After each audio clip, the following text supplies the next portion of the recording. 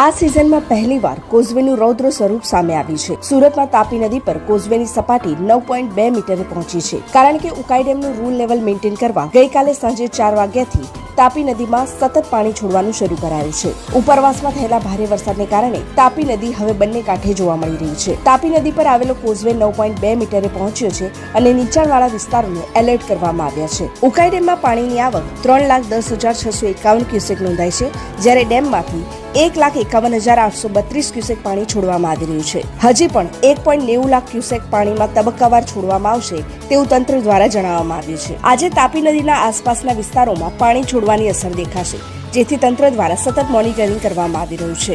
આગામી 4 થી 5 દિવસ પાણીની સારી આવક યથાવત રહેવાની પણ શક્યતા છે. સમગ્ર ગુજરાતમાં એક સાથે 3 સિસ્ટમ સક્રિય થઈ છે. તારીખ 26 અને 27 ઓગસ્ટે અત્યંત ભારે વરસાદની આગાહી પણ કરવામાં આવી છે.